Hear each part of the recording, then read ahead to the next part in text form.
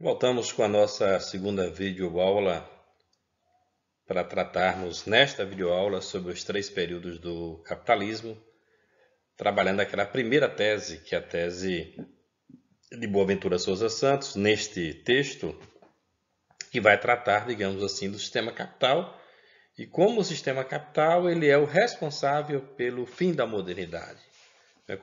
Como ele, de certa forma, determina processos contraditórios nos próprios pilares que sustentaram a modernidade. Então, vamos tratar do primeiro período do capitalismo, que eu disse para vocês na aula passada que basicamente cobre, não é, o século XIX. Então, o século XIX, ou seja, o período do capitalismo liberal, é um século fascinante. Lembremos que neste século também nós vamos ter uma produção muito, não é, acelerada, muito bem colocada de algumas filosofias, não é? Alguns filósofos mais importantes da modernidade, eles estão aí neste século. Eles vão interpretar a sociedade moderna e vão dar, digamos assim, condições de análise profunda desta sociedade. Citaria Marx, o próprio Hegel, Kant, uma série de filósofos que estão tentando compreender esta sociedade. O fascínio, segundo o autor, que reside no século XIX, é um fascínio, não é, que revela um processo de contradição, como o autor diz aí no texto. O seu fascínio reside em que nele explodem com grande violência as contradições do projeto da modernidade. E que eu coloquei na aula passada, está no slide passado do próprio texto, não é? Eu vou fazer de novo a circulação aqui desses elementos que são importantes. Solidariedade e identidade, justiça e autonomia, igualdade e liberdade. Né? São elementos, princípios, eu diria para vocês, são princípios desta sociedade moderna e que vão estar, infelizmente, contraditoriamente, não é, instaurados ou instalados no decorrer aí desta temporalidade. Ao nível da regulação, a ideia do desenvolvimento harmonioso entre os princípios de Estado, do mercado e da comunidade colapsou. Isso é importante, eu sempre anoto isso, essa questão do colapso da ideia do princípio harmonioso. Na aula passada eu falava para vocês que, em tese, hierarquicamente falando, a comunidade deveria estar em primeiro lugar, porque são os anseios dela, depois o Estado e o mercado. E eu até mostrei para vocês um slide que modifica essa, não é, hierarquia. Então, num princípio ou no nível da regulação, esse desenvolvimento harmonioso, ele, não é, de certa forma, se decompõe. Não é? Como diz aí o autor, no desenvolvimento sem precedente do princípio do mercado, que passa a ser o elemento mais importante na modernidade. Na atrofia quase total do princípio da comunidade e no desenvolvimento ambíguo do princípio do Estado, sob a pressão contraditória dos dois movimentos, não é, anteriores. Esta ambiguidade vai de resto manter-se nos períodos seguintes, ainda não é, sobre outros aspectos ou outras formas. Então nós vamos ter um princípio contraditório na comunidade, como o autor vai falar, a comunidade cada vez mais se dividirá em partes. Essas partes, elas irão lutar por direitos particulares ou direitos específicos e o elemento especialmente de fazer com que o todo ele pudesse ser maior do que a parte, como nas discussões sobre a ética no mundo clássico, esse todo foi se perdendo. Aí tem um princípio, né, como eu disse para vocês, que vocês anotassem, contraditório. E a própria ambiguidade do Estado, como o texto vai colocar. Não é? O Estado serve a quem? O Estado ele é uma instituição a serviço da comunidade, dos interesses da sociedade, ou dos interesses, por exemplo, do mercado? É a grande, digamos assim, dúvida, ou a grande problemática, ou a grande questão-chave para o entendimento do desenvolvimento contraditório dos pilares da O desenvolvimento do mercado está patente, né, no surto vertiginoso da industrialização. Tivemos aí as revoluções industriais que, de certa forma, fazem com que a característica da ocupação do espaço urbano e a própria ocupação do espaço urbano ela seja algo central de contradição também neste momento da modernidade. E aí, não é, o surgimento ou fortalecimento dessas cidades, não é, comerciais, essas novas cidades industriais, as grandes contradições que aparecem no seio dessas cidades, não é? Agora na pandemia, por exemplo, nós estamos vendo, né, que essas cidades, por exemplo, não estão preparadas para conviver com a pandemia. Qual é o nosso pico, não é? O nosso maior, onde está o maior surto pandêmico, ou onde esse vírus se espalha mais? Nesses modelos de cidades que foram criadas a partir da Revolução Industrial. Aqui no Brasil, né, especificamente aí a cidade de São Paulo e o próprio estado de São Paulo. Né? A conversão da complexa filosofia política liberal num princípio único parece que não tem saída para o Estado se não adotar a política liberal capitalista e, certo, na necessidade premente do laissez-faire. Está aqui o laissez-faire. Marcar para vocês, né? Laissez-passer, laissez-faire. Não é? Ou seja, em tese, que as nações elas estão autorizadas a fazer, a comercializar, e que elas necessitam de fronteiras abertas para os produtos eles não é passarem. Questão da comunidade, né? A comunidade que era em Rousseau uma comunidade concreta de cidadãos, tal como a soberania era efetivamente do povo. E aí vem aquilo que eu falei para vocês, a comunidade, em tese, deveria estar no topo. Reduziu-se a um composto de dois elementos abstratos. Uma sociedade civil organizada, com seus interesses particulares, não é? E aí o autor coloca muito, não é, sabiamente, essa constatação dos interesses particulares que são competitivos dentro da própria comunidade. Outro dia eu fiz um texto, o título do texto era Farinha Pouca, Meu Pirão Primeiro. Reflete muito essa agregação competitiva de interesses, né, particulares, que por sua vez essa sociedade civil ela é suporte da esfera pública, com, por exemplo, um indivíduo livre igual, suporte da esfera privada, que é um elemento constitutivo básico da sociedade civil.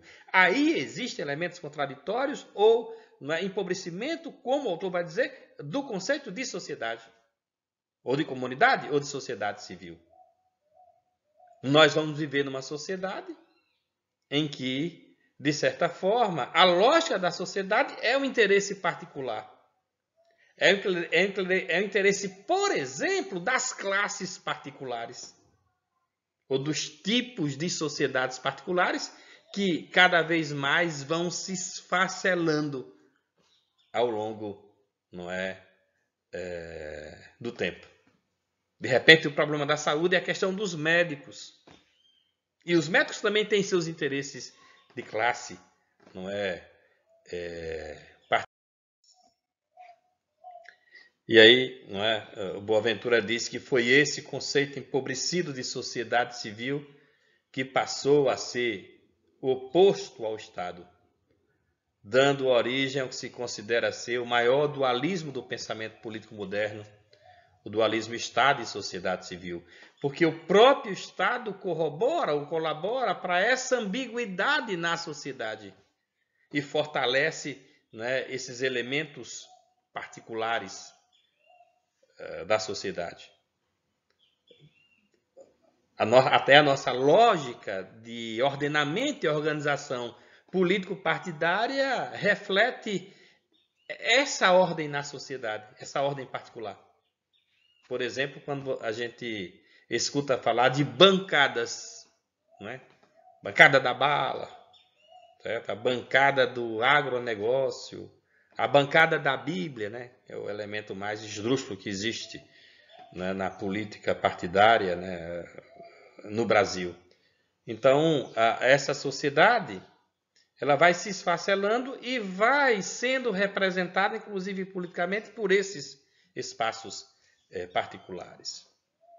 E aí o Boaventura diz que o modo como foi formulado no século XIX, este dualismo e sua articulação com o deixar e fazer, explica essa ambiguidade da forma política e da atuação do Estado nesse período, porque o Estado vai atuar conforme as necessidades particulares ou as necessidades das especificidades da sociedade. Vocês lembram lá no texto de Ética que uma das críticas do autor foi essas diversas formas de compreender o certo e o errado segundo a característica particular. Daí, por exemplo, existirem na sociedade vários códigos de ética. É o código de ética do advogado, o código de ética do professor, é o código de ética do médico. É como se nós não tivéssemos uma ética geral, ou um compromisso geral, digamos assim, com a sociedade. No domínio da racionalidade cognitiva instrumental, esses processos, eles vão se traduzir, isso é muito claro, vou até marcar aqui para vocês, o desenvolvimento espetacular da ciência, e como já foi dito na aula passada, marcando aqui também para vocês, não é? A conversão da ciência numa força produtiva e na vinculação do mercado. Tudo vira mercadoria. Na terceira aula nós vamos falar, não é, que as relações viraram mercadoria, não é? O corpo virou mercadoria. Tão caro que está, por exemplo, o corpo hoje. São sinais, não é, desse novo momento da sociedade. No domínio da racionalidade moral prática, os processos de autonomização e de especialização, eles se manifestam sobretudo, isso eu falei nesse instante, que cada um tem uma ética, né? Consolidação da microética liberal, chegando ao ponto de cada um querer ter sua ética, isso é o que se chama de microética liberal, né? Já falei para vocês que cada parte tem um código de ética, né? A responsabilidade moral referida exclusivamente ao indivíduo, um formalismo jurídico levado ao extremo, transformado em política jurídica hegemônica, através, inclusive, de um movimento de codificação que o autor coloca, de que é a expressão mais lida, o chamado Código Civil Napoleônico de 1804, que referenda ou reforça essa dicotomia ou esse conceito empobrecido de sociedade civil, como estamos vendo aí no texto. Finalmente, no domínio da racionalidade estética expressiva, a autonomização e a especialização traduzem-se no crescente elitismo da alta cultura, a separação da arte e da vida, legitimado socialmente pela sua associação à ideia de uma cultura nacional, então promovida pelo Estado liberal. É interessante essa elitização da cultura, ou da separação da cultura, digamos assim, da arte e da vida, em função desses processos de elitização. O próprio entendimento sobre o que é cultura, ele foi, digamos assim, transformado num conceito, academicamente falando, muito distante do que é a vida. Porque a vida da sociedade, ela não passa apenas dentro da cultura acadêmica ou da cultura literária universitária. A própria palavra cultura, por exemplo, ao ser formulada para ser explicada conceitualmente no século XIX, ela tinha uma raiz muito significativa que representava esse pensamento elitista, que é de ser culto. Cultus, cultura. Aquele que tem saber, neste caso, letrado. Cultura nacional. Aquilo, de certa forma, que o Estado legitima e que o Estado define enquanto cultura. E o pior, o resultado, né, desta ideia de cultura, é que nós vamos criando separações entre a sociedade, aqueles que sabem, aqueles que têm cultura e aqueles que não têm. Lógico, aqueles que não têm cultura são a maioria dentro da sociedade. Ou as nações que têm cultura e as nações que não têm cultura. Que é aquela ideia do civilizado e do bárbaro. A civilização e barbárie. Lógico que a cultura a ser espelhada no século XIX, nesse primeiro período do capitalismo, será a cultura europeia, especialmente a cultura francesa. Aqui no Brasil nós vamos ter um período chamado de Belle Époque, da bela época, refletindo os ideais e modelos de vida da Europa e da França. Cultura, né? Aquilo que se passa, que é elaborado e que é visto e que vai ser considerado, formatado ou formulado por uma pequena elite, que é a elite, inclusive, acadêmica e universitária. O pilar da emancipação também foi nesse período, e aí eu queria que vocês também anotassem isso. Vou marcar aqui no slide. Princípio organizador das manifestações sociais. Por quê? Porque no segundo período, nós vamos ter esse princípio organizador na prática. Aqui são as teorias que vão determinar que a sociedade pode, tendo consciência dos processos contraditórios de exploração, podem se organizar para exigir melhoria no próprio âmbito social.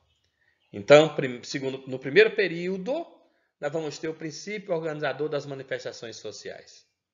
Claro, como diz o autor, impuros, desviantes, mas que, de certa forma, representavam ainda a retomada da proposta da modernidade. Pensemos as 3 palavras muito bem colocadas da Revolução Francesa. Não é? Liberdade, igualdade, fraternidade. Pilares dessa nova sociedade que não serão, infelizmente, construídos na prática, infelizmente.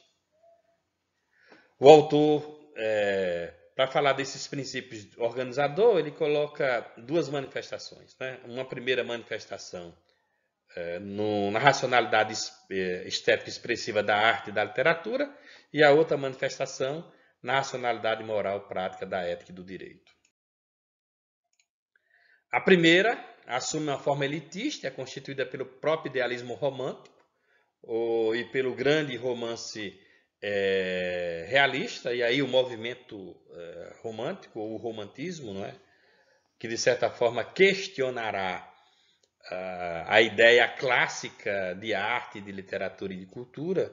Aí nós vamos ter eventos pontuais, não é, do romantismo que querem, de certa forma, fazer uma literatura muito mais, não é, muito mais digna da arte que deve, em tese, para esses intelectuais românticos, imitar a vida.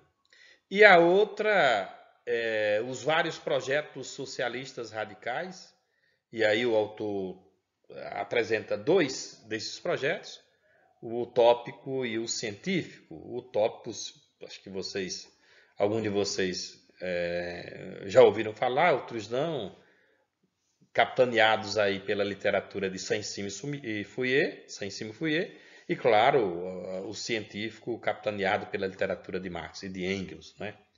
Veja, essas ideias de organização da sociedade que luta para modificar a sociedade, elas estarão mais vivenciadas, muito mais clarificadas no segundo período, quando não é uma parte pequena da sociedade toma para si essas manifestações do domínio moral prático e colocam em prática a organização da sociedade através de sindicatos, associações, e política, prática de classe e política de classe, que vai estar no segundo período do capitalismo. No primeiro período do capitalismo, nós não vamos falar sobre sindicatos, sobre associações, sobre política de classe, sobre leis, não é, que protegem ou que, de certa forma, organizam a relação capital-trabalho. Primeiro período, não. Primeiro período, a teoria sobre, a análise sobre essa sociedade e o apontamento, a direção para que essa sociedade ela se organize. Então, nós vamos poder falar de sindicatos, de uma organização social sindical, da sociedade maior no segundo período. E aí, chegamos no segundo período do capitalismo.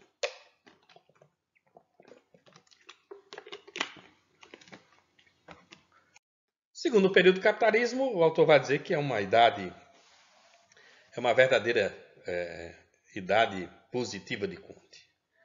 Auguste Comte, que é o pai do positivismo. Procura distinguir entre o que é possível e o que é impossível. E, claro, não é dentro da sociedade capitalista, muitas coisas serão impossíveis segundo o projeto da modernidade. É nesse segundo período, inclusive, que nós vamos ter as grandes contradições, não é, o aumento da desigualdade, as relações conflituosas e bélicas que irão acontecer e uma redefinição do próprio sistema capital. O sistema capital vai entrar em crise e é preciso a atuação do Estado, ela ser uma atuação que reorganize, não é, o capitalismo que não é, entrou em crise a partir dos problemas que foram acontecendo na segunda metade do século XIX e especialmente nos primeiros anos do século XX. O processo de exclusão e concentração ocorreu tanto no pilar da regulação como no pilar da emancipação, produz num e no outro relações de articulações mais compactas e ajustamentos não é, mais finos. Cada vez mais um Estado mais presente, mais regulador e legitimando, infelizmente, não é, a concentração e reconhecendo que não haverá aquilo que a Revolução Francesa colocou como perspectiva, não é? Seria a igualdade, né? Processos de igualdade em toda a sociedade. No campo da regulação, as transformações são mais profundas e vertiginosas, né? O princípio do mercado continuou pujante, pujante quer dizer crescente. Eu diria para vocês que essa característica pujante do mercado, ela vai acontecer nos 3 períodos do capitalismo, primeiro, segundo e terceiro. O mercado sempre está no topo dessa hierarquia. Rompeu, né, quadros institucionais, os limites característicos da atuação do mercado, ele também foram rompidos já no segundo período, e aí não é, o autor não usa essa palavra, mas é uma palavra-chave para a gente entender esse rompimento desse quadro e esse limite característico do próprio mercado. A palavra é imperialismo. Nós vamos ter as nações imperialistas que cada vez mais querem dominar os espaços e vão dominar. E o resultado disso, inclusive, em função dessa ganância do domínio do espaço e dos povos, foram os conflitos beligerantes que aconteceram. Conflitos mundiais, na primeira metade do século XX, tivemos duas guerras mundiais, e na segunda metade do século XX, aqueles conflitos que foram acontecendo localmente, as chamadas guerras locais, incentivadas ou patrocinadas por essas nações imperialistas. Aqui, em relação ao capital, nós vamos ter uma nova face do capital, em que os capitais eles tendem a se unir para se fortalecer. Então, o capital industrial, o financeiro comercial, ele se concentrou, se centralizou. Aí apareceram os cartéis, o banco, ele passou a fazer parte dessa lógica, não é uma lógica separada, certo, do mundo ou do mundo da produção ou do modo da produção. As empresas elas passaram a ser menos limitadas, no sentido de dizer que a empresa pertence a uma pessoa, como está dito aí, crescente separação entre a propriedade jurídica da empresa e o controle econômico da sua atuação. Falei também desse imperialismo, do controle dos mercados das matérias-primas. Começam aí a surgir as chamadas corporações. Acho que já falei isso para vocês. Aqui no YouTube tem um filme chamado The Corporation, A Corporação. Vocês poderão entender como essas empresas elas foram crescendo e foram crescendo a partir desse segundo período do capitalismo. É nesse segundo período do capitalismo também que aquelas cidades que foram surgindo e crescendo no primeiro período, elas agora se fortalecem e se consolidam. Cidade do México, Nova York, certo? Tóquio, São Paulo, as cidades elas vão se consolidando como centros, industriais, centros financeiros e que vão, de certa forma, monopolizar essa estrutura. Quanto ao princípio da comunidade, o desenvolvimento industrial capitalista e a consequente expansão do operariado, por um lado, o alargamento do sufrágio universal, por outro, inscrito na lógica da sociedade civil e do cidadão formalmente livre e igual, vão contribuir para o que o autor chama de rematerialização da comunidade. Eu quero que vocês anotem isso, porque a comunidade vai sofrer algumas transformações. Eu disse para vocês que no primeiro período do capitalismo foram elaboradas teorias que vão, ao longo desse segundo período, se transformar em elementos da prática cotidiana. Então, por exemplo, a exigência do sufrágio ou da consulta universal, que será bem, digamos assim, experimentada no terceiro período e que vem sendo questionada nos últimos anos. Para tudo tem consulta ou para tudo tem eleição. Mas eu diria para vocês que o segundo período vai representar algo muito significativo nessas sociedades centrais, ou nessas comunidades centrais, nesses países centrais. E aí, certo? A emergência, vou anotar de novo aqui, a emergência das práticas de classe e da tradução da prática em política de classe. Nós vamos viver isso aqui no Brasil depois da criação do Ministério do Trabalho, a chamada consolidação da lei do trabalho, a nossa ainda viva CLT. Ou seja, grupos da comunidade percebem que se não estiverem organizados, não terão direitos. E aí os direitos não é, eles vão aparecendo, fruto, não é, dessa, digamos assim, dessa nova rematerialização da sociedade. Há uma luta pelo direito, essa luta ela é chamada de prática de classe, e essa luta se transforma na chamada política de classe. Então, a luta, que é a organização, a reivindicação, e a política, que é a própria legislação, né, resultado desse processo, não é, de organização. E aí vem, não é, como está dito aí no slide, os sindicatos, as associações patronais, a negociação coletiva, os partidos operários, a disputa por um espaço político anteriormente negociado entre burgueses e oligarcas. E aqui vão aparecer os partidos, não é, que vão representar as classes trabalhadoras. É aí onde o movimento dos trabalhadores ele começa a acontecer para que haja uma disputa de espaço e que o resultado dessa disputa de espaço seja a chamada política, não é, de classes. Graças a isso, Fundo de Garantia por Tempo de Serviço, Previdência, né, auxílio-doença, uma série de conquistas que os trabalhadores tiveram, não é, em função de sua organização. Não caiu do céu, nem foi o patrão que deu. Certo? Não caiu do céu, vou repetir, e nem foi o patrão que deu.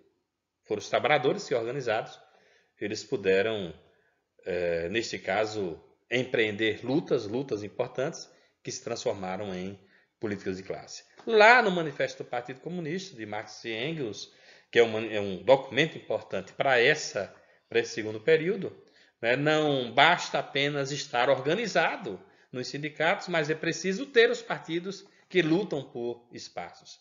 Daí nós temos na sociedade partidos que lutam pelos trabalhadores e partidos que não lutam, né, que representam aí a classe patronal. Esse processo de rematerialização social e política é um dos aspectos mais característicos desse período. O seu dinamismo deve-se, em boa parte, às transformações na composição das classes trabalhadoras. Os trabalhadores foram também tendo acesso à informação, foram também se capacitando e foram se organizando cada vez mais. Também há de se notar, e aí eu vou também marcar para vocês, eu deixei aqui em negrito, o progressivo crescimento do setor de serviços. Né? Isso é importante, porque ele se transformará no primeiro setor. Ele ainda não é o primeiro setor, mas ele vai se transformar no primeiro setor da economia. E, em função dos ganhos das conquistas, o fortalecimento social e político das classes médias, que agora no terceiro período, isso eu falei lá no texto de Ética e Trabalho, não é? Essas classes médias vêm sendo, essas conquistas da classe média e o próprio status da classe média, eles vêm sendo questionados pela própria situação, não é? Porque passa a própria sociedade e não é? A própria mudança no mundo do trabalho. O Estado ele vai ser um agente ativo das transformações ocorridas na comunidade e no mercado. Não é? E aí nós vamos ter um Estado interventor e ele vai intervir porque o capital vai estar em crise, o capital precisa de uma salvação e a salvação será o Estado. Não dá mais para ler a cartilha liberal ou aplicar a cartilha liberal do século XIX. A partir das crises, tanto da crise da superprodução como das guerras, o Estado é chamado a, inclusive, modificar a sua atuação. Como está dito aí, não é? Ligação dos aparelhos do Estado aos grandes monopólios, condução de guerras e regulação e institucionalização do conflito entre capital e trabalho. É por isso que se cria, inclusive, o chamado Ministério do Trabalho, ou a área do trabalho dentro do Estado, para que ele possa, neste caso, regular ou, de certa forma, controlar esse conflito entre o capital e o trabalho. O Estado, não é, ele vai colaborar, esse tipo de Estado vai colaborar para uma legislação social muito forte, E aí nós vamos ter, eu vou marcar para vocês aqui, porque foi questionado há pouco tempo, mas não é? A pandemia vai fazer com que todos esses questionamentos eles sejam requestionados. Inclusive aqui no Brasil nós estávamos passando por uma fase de questionamento à função do Estado em relação à comunidade, mas agora com a pandemia tudo muda, né? Ou seja, há uma necessidade do Estado. Mas eu vou marcar aqui para vocês a criação do Estado-Providência, né?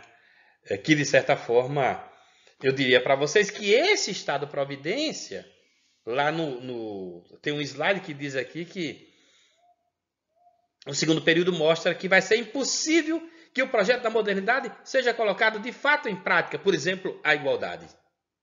Então, em tese, você deveria ganhar o seu salário e com o seu salário você fazer o quê? Você comprar a sua casa, pagar a mensalidade da escola dos seus filhos, você poder pagar a sua consulta, os seus exames, ou seja, liberar o capitalismo. As pessoas trabalham, elas têm o seu dinheiro, tem o mercado privado e o Estado está ali só como o ente, digamos assim, ordenador e organizador desse modo operandi. Só que, meu amigo, não é? Compre sua casa ganhando o salário mínimo. Pague plano de saúde ou pague uma consulta ganhando salário mínimo. Você não vai conseguir. Não é?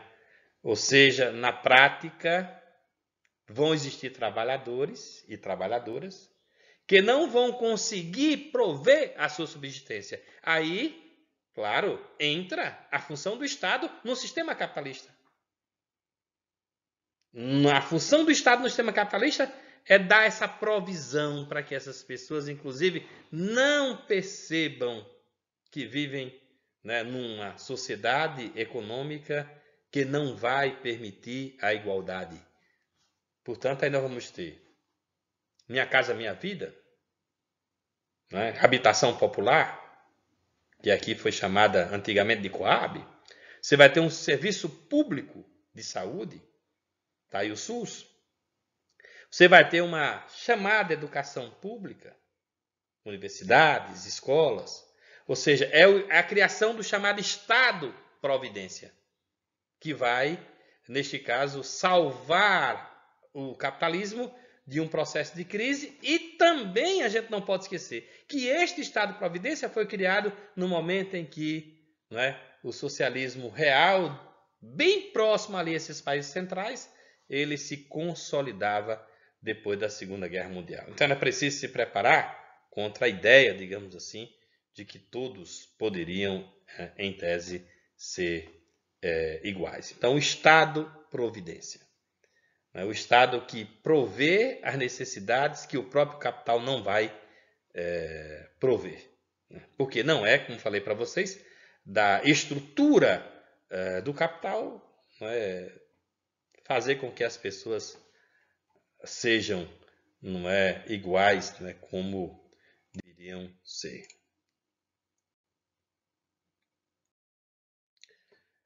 O processo de concentração e exclusão, ele vai residir também na autonomia e na arte. A arte, pela arte, ainda não vai ser possível ter uma cultura em que seja abrangente.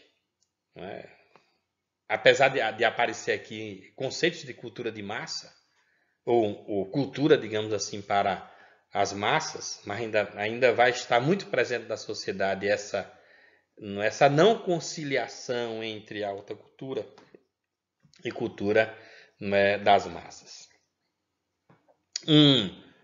Cada vez mais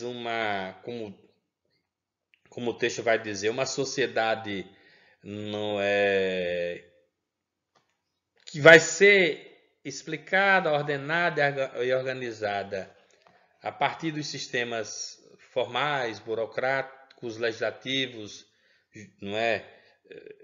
que desembocam num chamado formalismo jurídico, num sistema jurídico, inclusive, que tenta ser explicado a partir do viés puro isento, como o autor vai colocar aqui, pseudamente isento de preferências político-partidárias, das quais estamos, não é, no terceiro período, percebendo, não é, que o sistema jurídico faz o jogo da classe, da sociedade que domina ou do Estado. Mas cada vez mais, como diz aí o slide, não é? Cada vez mais que o Estado penetra profundamente na sociedade, faz através de soluções legislativas, institucionais, burocráticas, que vão afastando cada vez mais os cidadãos da participação ativa. E, claro, como uma consequência direta, como está dito aí, a obediência passiva em substituição da não é ativa. Por um lado, está presente a emergência de uma consolidação de uma ciência jurídica, dogmática, formalística, pseudamente isenta de preferências axiológicas e políticas, formulada na tese pura do direito. Aí vocês lembram de Kelsen, né? É o jurista, digamos assim, ou o pensador, o doutrinário, a pessoa, o intelectual que vai defender esse tipo de ciência, não é?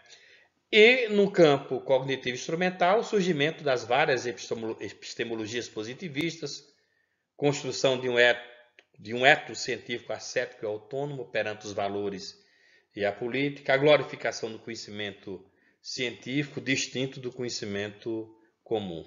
E também, não é, isso vai mudar, a gente viu lá no texto de trabalho que muda, a crescente especialização das disciplinas, ou seja, a vigência da ansiedade pela contaminação no interior da própria ciência, que reflete um pouco o empobrecimento da sociedade civil, não é? As ciências cada vez mais se particularizam, que não dialogam e que não pensam o todo na sociedade e na comunidade. Portanto, o projeto da modernidade, ele cumpre, assim, em excesso, porque tudo que cumpre excede todas as expectativas. Basta ver, por exemplo, o conhecimento científico. Somos capazes de produzir um vírus como esse. Não estou dizendo que ele foi produzido, mas estou dizendo que nós somos capazes de produzir. Já produzimos a bomba atômica, que é coisa mais excessiva do que produzir uma bomba para matar milhões e milhões de pessoas. Isso é o excesso do uso, digamos assim, do saber. Né? E o que não é cumprido, como por exemplo, a satisfação das necessidades básicas da própria população, é a todo tempo aí não é defendido de que isso faz parte da lógica e da natureza da própria sociedade. Ou seja, nos convence dia a dia de que uma parte da população ela nasceu para se lascar mesmo, para ser pobre, e outra parte ela nasceu para fazer sucesso e que esse sucesso depende de você. Tá aí, não é? Aquelas pessoas que estão treinadas na sociedade para dizer que se você quiser, você consegue. Tem um bocado de gente aí fazendo palestras, não é? Dando incentivo para você conseguir, sem ao menos discutir quais as estruturas básicas da sociedade elas são colocadas, não é, para que a gente possa subir, nesse caso, a escada. Terceiro período. Chegamos ao terceiro período do capitalismo. Período importante, difícil de ser explicado, porque é um período de muita ebulição, de muita modificação, de muito questionamento, de muito desfazimento. Período onde nós vamos ter tantas pessoas opinando sem saber, né? Período onde cada vez mais o fetiche pela mercadoria se espraia, se espalha, e é o período em que vamos experimentar na prática a chamada pós-modernidade. Então, o terceiro período começa na Europa nos anos 60. O autor diz que é um período difícil de analisar, Existe dicotomia entre os pilares da regulação e da emancipação. Veja, um dos grandes ganhos da modernidade é a emancipação, é a liberdade. É uma das frases que existem, na Revolução Francesa, liberdade. Já falei as três para vocês, vocês sabem as três. Como é que eu sou livre se para tudo que eu tenho que fazer tem lei, tem regulação? É a grande dicotomia da sociedade moderna ou pós-moderna, vamos dizer assim, né? Tudo tem norma. Você não é livre. Você pensa que é livre. Há um sentimento de liberdade, mas que, na verdade, cada vez mais somos regulados, normatizados ou somos vigiados.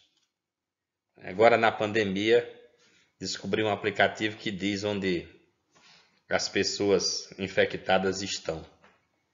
E a primeira coisa ao instalar o aplicativo é você permitir, não é, que o aplicativo possa lhe monitorar. Apesar de que, né, você não precisa permitir, porque no seu celular já tem um GPS que diz para onde você vai. Não é? Isso não é sinal, digamos assim, de liberdade. Mas que é legitimado pelo status quo ou legitimado, digamos assim, pelo próprio Estado. No campo da regulação, as transformações têm sido profundas e vertiginosas, ou pelo menos assim, nos surgem dado ao curto espaço de tempo em que ocorreram.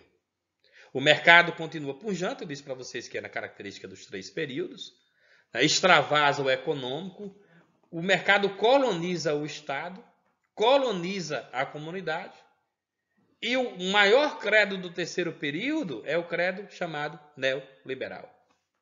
O Estado já cumpriu a sua parte, que foi ali no segundo período, o estado da providência, e agora o Estado precisa sair e deixar, digamos assim, que as coisas sejam resolvidas pela própria sociedade.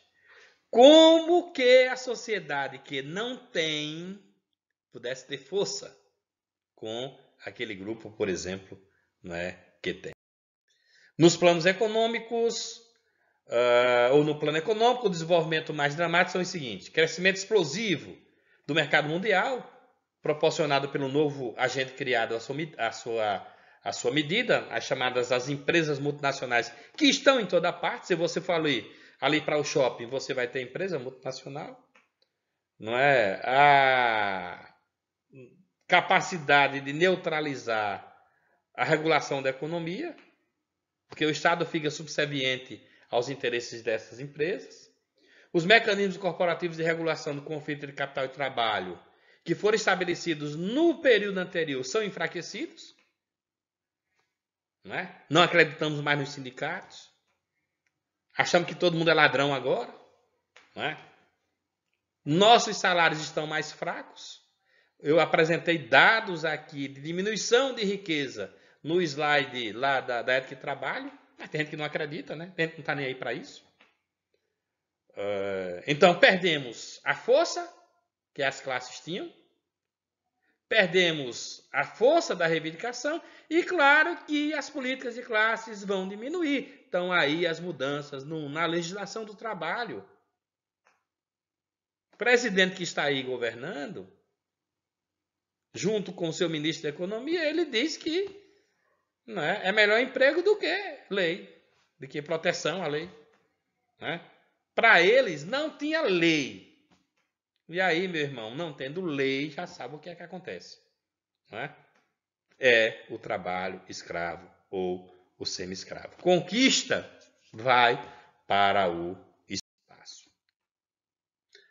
A flexibilização e a automatização dos processos produtivos, combinadas com o embaratecimento dos transportes, vão permitir a industrialização dependente do terceiro mundo, vão destruir a configuração espacial do aparelho produtivo nos países centrais, vão existir novos dinamismos locais, a indústria será ruralizada, ou seja, quando diz a indústria ruralizada, O autor está dizendo que a Europa não precisa necessariamente controlar ou deter o monopólio dessas indústrias em seus espaços geográficos, elas podem ser enviadas para fora, como elas serão enviadas. E aí é o processo de desindustrialização e a chamada subcontratação internacional, que é muito comum. Nenhum aparelho que você tem hoje, ele será totalmente produzido em um país. Você tem o software de um país, certo? As peças, até a montagem pode ser em outro país. Então você tem subcontratação internacional, porque essas empresas, elas, ao dominarem o espaço geográfico, certo? Elas controlam todos esses processos. E as corporações, elas não têm ideologia política. Essa discussão de esquerda, direita, país comunista, país capitalista, para as corporações não interessa. Pode estar em Cuba, Coreia do Norte, China, Estados Unidos, Inglaterra, Brasil. Elas interessam num domínio dos espaços como estão, neste caso, atualmente dominando. A expansão extensiva do mercado corre paralela à sua expansão intensiva com a crescente diferenciação dos produtos de consumo, um certo abandono da grande produção em massa, com o objetivo de promover particularização de gostos e aumento de escolhas. E aí é só a gente olhar para as prateleiras. Você tem celular para cada parcela da sociedade, né? E um fenômeno muito importante que é a mercadorização e a digitalização da informação, que abriu perspectiva infinita à reprodução alargada do capital. Você vê em plena pandemia, eu vi aí que a pessoa que criou uma plataforma chamada Zoom, que eu inclusive já utilizei, ela aumentou os seus bilhões em função da possibilidade de estar em qualquer lugar e sendo utilizada em função de uma necessidade da própria sociedade. É como diz aí, esse alargamento do capital, essa perspectiva da reprodução, que pode ser controlado de qualquer espaço, sem precisar de espaço nenhum. Chamado processo de desterritorialização. A comunidade, ela também está passando por transformações grandes, não é? As práticas de classe se enfraqueceram, não é? Infelizmente. Aí as políticas de classe, elas praticamente não vão existir. Cada vez mais os trabalhadores são jogados uns contra os outros, infelizmente, não é? E a classe de serviços atinge proporções sem precedentes. Essa classe de serviços atingindo proporções sem precedentes, ela vai fazer surgir, por exemplo, um novo tipo de trabalhador. Aquilo que a gente viu, que é o trabalhador informal. Aquele que vai ter que se virar, neste caso por conta própria, e que vai ter que contar o seu dinheirinho ao final do dia, né? É um novo tipo, digamos assim, de trabalhador. E que sequer interessará a ele a organização social, né? A ele vai estar interessado mais em saber quanto foi a renda do final do dia, que infelizmente será uma renda mínima. As organizações operárias deixaram de poder contar com a lealdade garantida dos seus membros. Os membros, nesse caso, diminuem, né? Os sindicatos perdem poder para negociar e a legislação determina que os sindicatos vão perdendo poder. Está aí agora o Supremo dizendo que cada um pode negociar diretamente com o patrão sem precisar do sindicato, né? Imagine tu sozinho negociando com o teu patrão. Uma coisa são os trabalhadores todos da empresa negociando. A outra coisa é um, né? Os partidos de esquerda mudaram seus discursos. governaram inclusive com políticas de direita, que aconteceu no Brasil recentemente, né? Infelizmente, não é, esse terceiro período nos mostra esta confusão de coisas, né? Essa mudança substancial. Em paralelo, com uma certa descentração das práticas de classe, das políticas de distribuição de recursos em que se tinham cristalizados, e aí a função que vai ter o Estado é providência, surgiram novas práticas de mobilização social. Isso é importante, eu vou até anotar para vocês aqui, as novas práticas de mobilização social. Novos movimentos sociais orientados para as reivindicações que o autor chama de pós-materialista. A ecologia se fortaleceu muito. O antinuclear, a paz. Ou seja, no período anterior, o capitalismo produzia diferença de classe. Neste período, o capitalismo produz diferença sexual, diferença racial. Está aí os movimentos feministas, não é, sexistas, antirracistas, que infelizmente não é, não sei se por defeito de compreensão, não sei se por necessidade particular, fizeram com que fosse reforçada o interesse da parte. Nós não nos vemos como classe, infelizmente, quando estamos segurando a bandeira específica do nosso movimento. E isso, né, para os trabalhadores e as trabalhadoras, muito ruim, por sinal, né? Às vezes a mulher não se vê como classe, a mulher que está no movimento feminista, o negro que está no movimento negro não se vê como classe trabalhadora, o gay, não é? Os gays, né? Os homossexuais não se veem como classe, e aí, claro, as classes não se veem como classes, porque não é mais a diferença de classe, são essas diferenças particulares, características importantes no terceiro período.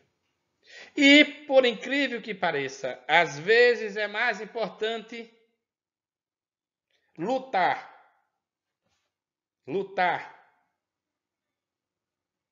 pela extinção do mico-leão dourado do que lutar contra a retirada de direitos. Claro que o mico-leão dourado ele é importante, que o tatu-bola é importante, que a ararinha azul é importante. Mais importante que os direitos? É uma reflexão. Porque essas novas práticas de mobilização social tiraram do foco a verdadeira mobilização. E aí, claro, né? Cada vez mais nos jogou um contra outros. O Estado Nacional parece ter perdido em parte a sua capacidade, em parte a vontade política para continuar regulando as esferas de produção, daí a enxurrada de privatizações, desregulação da economia, certo? A reprodução social, retração das políticas sociais, agora modificadas em função da pandemia. Cada vez mais a transnacionalização da economia, o capital político se transforma ou se transporta, o capital político que a transnacionalização da economia transforma o Estado numa unidade que não serve, né, e que deve, digamos assim, estar submetida aos interesses dos países imperialistas ou das corporações desses países, não é, imperialistas. Esta fraqueza externa do Estado é, no entanto, compensada por um aumento do autoritarismo. Infelizmente, nós temos muitos estados aí que beiram ao autoritarismo e que muitas vezes tenta também passar para a sociedade civil competências que é do próprio Estado. Então é a sociedade civil que tem que resolver os problemas que o Estado deveria estar resolvendo.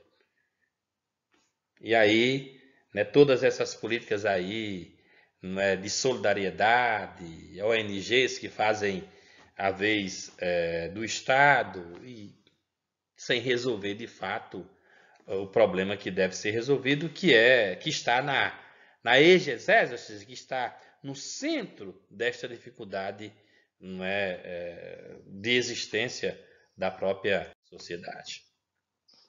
O modo dominante de assegurar material e institucionalmente o aumento das escolhas faz com que, paralelamente ao aumento das escolhas, se assista a uma diminuição da capacidade da própria escolha. Porque os critérios, meu Deus, quais são os critérios? É muita coisa para você escolher sem você ter critério de escolha. A criação de uma dada escolha cria impossibilidade de escolher a não ter no momento seguinte essa própria coisa que você escolheu. Porque as coisas, que nós temos, infelizmente, as coisas que nós temos, infelizmente, essas coisas, elas são passageiras, essas coisas, elas são, de certa forma, descartáveis. Por outro lado, o fim do monopólio de interpretação, família, igreja e Estado, levado a cabo com êxito pelo paradigma da modernidade, não parece seguir-se a autonomia da interpretação, mas a renúncia à interpretação. Copia e cola, compartilha. Copia e cola, compartilha. É um pouco que vive a sociedade neste terceiro período, a sociedade pós-moderna. Temos mais pessoas que podem produzir, que podem interpretar. Porque os monopólios, esses três que estão notados aí, eles caíram. Mas, infelizmente, renunciamos a esta interpretação. As sociedades capitalistas avançadas parecem bloqueadas, condenadas a viver do excesso irracional do cumprimento do projeto da modernidade e a racionalizar num processo de esquecimento ou de autoflagelação o déficit vital das promessas incumpridas. Este excesso e este déficit estão presentes de modo como hoje se nos apresenta no pilar da emancipação. Ao contrário do segundo período, que tentou apaziguar os excessos e os déficits, esse terceiro período vive com intensidade, infelizmente, essa, como diz aí, dificuldade de convivência entre as sociedades. O autor coloca o maio de 68 como símbolo importante da sociedade que está fragilizada, e que, de certa forma, tenta procurar uma saída e não encontra. A contenção do movimento estudantil simbolizou o princípio de um processo de esgotamento histórico dos princípios de emancipação da sociedade moderna, que culminou no final da década de 80 com a crise global da ideia de revolução social e aí da preponderância da filosofia e práticas políticas neoliberais. A década de 80 é muito interessante porque ela vai ser o espelho ou reflexo do fim da modernidade. Porque ainda se tinha uma esperança em modelos socialistas que, na verdade, foram caindo e que foram colocando, com essa queda, foram colocando desesperanças na própria possibilidade de modificação da realidade ou da sociedade. O compromisso industrial militar do desenvolvimento científico e tecnológico e os perigos da proliferação nuclear e da catástrofe ecológica daí resultantes são sintomas bastante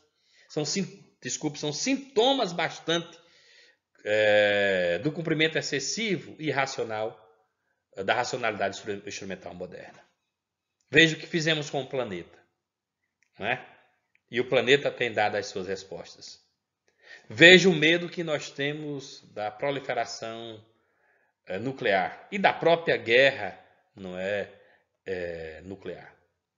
E o autor diz que a hegemonia desta racionalidade irracional significa, simultaneamente, o seu esgotamento na medida em que, combinada com as receitas neoliberais, se transforma numa lógica de dominação e de regulação mundial.